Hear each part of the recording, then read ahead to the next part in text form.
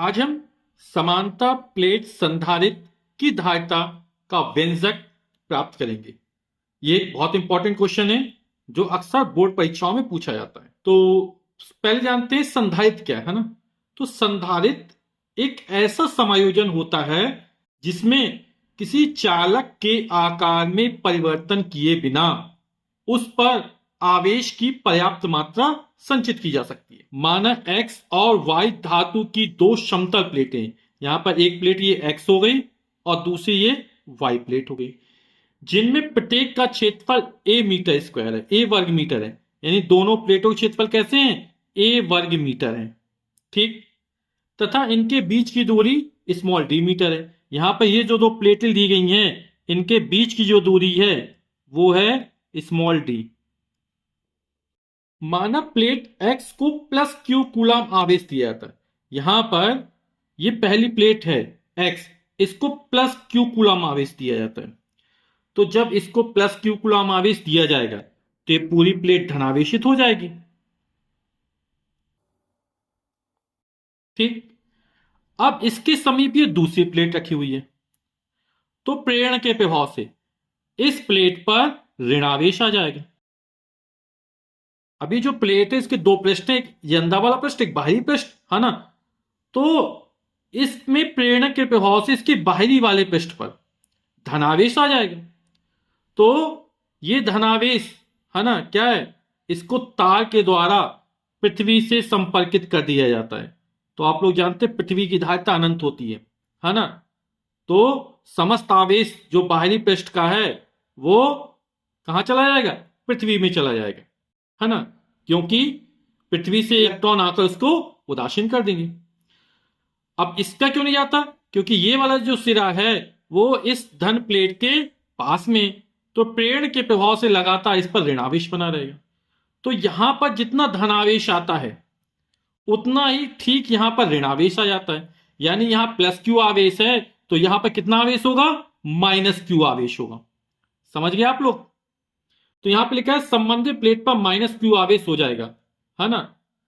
अतः दोनों प्लेटों पर आवेश का पृष्ठ गुणज सिग्मा समान होगा, जिसका मान सिग्मा बराबर क्या होता है? क्यू अपॉन ए। तो दोनों पर आवेश समान है, यहां पर प्लेटों के क्षेत्रफल समान है, इसलिए आवेश के पृष्ठ घनत्व भी क्या होंगे? समान होंगे। और उसका मान कितना होगा? सिग्मा बराबर क्यू अपॉन ए हो जाएगा। अब ये प्लेट धनावेशित है, ये प्लेट ऋणावेशित है, तो वैद्युत क्षेत्र लगेगा। और वैद्युत क्षेत्र की जो दिशा होगी वो क्या होगी? धन प्लेट से ऋण प्लेट की ओर होगी। इस तरह यहां पर ये वैद्युत क्षेत्र स्थापित हो जाएगा। चूंकि ये प्लेटें कैसी समांतर हैं, अतः यहां पर प्रत्येक स्थान पर प्लेटों के बीच वैद्युत क्षेत्र की जो तीव्रता होगी वो कैसी होगी? एक समान होगी। ठीक। लेकिन जो सिरों पर होगी उसमें थोड़ा सा परिवर्तन होगा। और वैद्युत क्षेत्र दिशा क्या होगी? धन प्लेट से ऋण प्लेट की ओर होगी। यदि इन प्लेटों के बीच के परावैद्युतांक वाला कोई माध्यम भरा हो तब वैद्युत क्षेत्र तीव्रता क्या हो जाएगी? अतः प्लेटों के मध्य उत्पन्न वैद्युत क्षेत्र की तीव्रता ई, और ई बराबर होता है सिग्मा अपॉन एप्सिलॉन जीरो। और यहां पर हमने माना के परावैद्युतांक का कोई माध्यम भरा है तो कितना हो जाएगा? ई बराबर सिग्मा अपॉन के एप्सिलॉन जीरो हो जाएगा। अब सिग्मा वाला कितना होता है? क्यू अपॉन ए होता है, तो यहां पर रख देंगे क्यू अपॉन ए अपॉन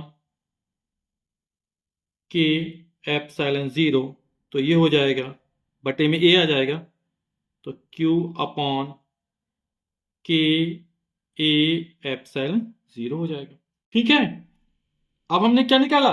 वैद्युत क्षेत्र की तीव्रता निकाल ली। तब प्लेटों के मध्य विभव कितना होगा उसको ज्ञात कर लेते हैं। तो यदि प्लेटों के मध्य विभवांतर V हो तो आप लोग जानते हैं वैद्युत क्षेत्र तीव्रता E बराबर होता है V अपॉन डी। तो V बराबर कितना हो जाएगा? E इंटू डी हो जाएगा।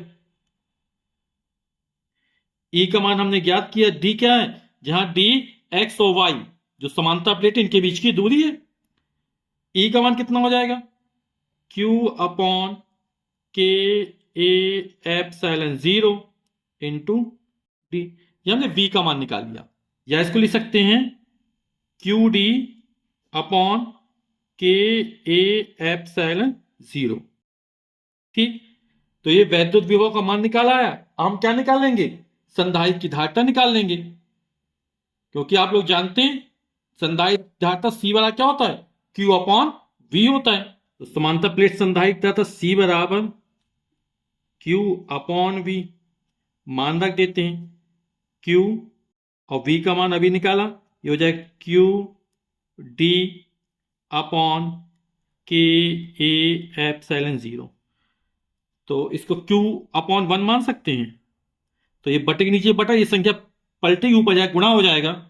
तो ये हो जाएगा हमारा क्यू अपॉन वन, और ये पलटेगी तो के A epsilon zero upon Q D.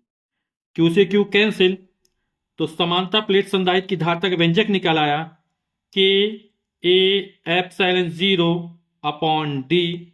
यही समानता प्लेट संधारित्र की धारिता का व्यंजक है। यदि प्लेटों के मध्य निर्वात अथवा वायु हो, तब परावैद्युतांक कितना होता है? के का मान एक हो जाता है। तो यहां पे के बार आप एक रख देंगे तो हो जाएगा सी जीरो बराबर A epsilon zero upon D. ये निकल आया जब प्लेटें निर्वात अथवा वायु में रखी हो तब समानता प्लेट संधारित्र की धारिता। इसको समीकरण नंबर 1 मान लीजिए और इसको समीकरण नंबर 2 मान लीजिए। अब क्या करते हैं, समीकरण 1 में समीकरण 2 का भाग करते हैं। तो यहां से A epsilon zero upon D, A epsilon zero upon D cut जाएगा। जब सी अपॉन सी नॉट करेंगे तो ये पूरा कट जाएगा, बचेगा के, यानी सी अपॉन सी नॉट बराबर कितना हो जाएगा? के हो जाएगा। तो समीकरण समीकरण 2 से भाग करने क्या हो जाएगा? ये हो जाएगा सी अपॉन सी जीरो बराबर के, यानी इसको लिख सकते हैं सी बराबर सी जीरो के।